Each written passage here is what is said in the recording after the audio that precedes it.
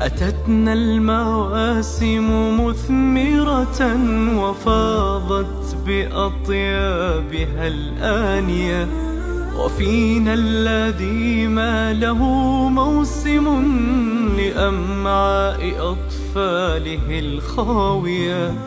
تطيب القناعة في يده ولا تنحني نفسه السامية.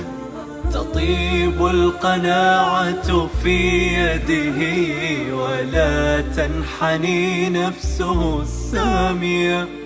أتتنا المواسم مثمرة وفاضت بأطيابها الآنية، وفينا الذي ما له موسم لأمعاء أطفاله الخاوية.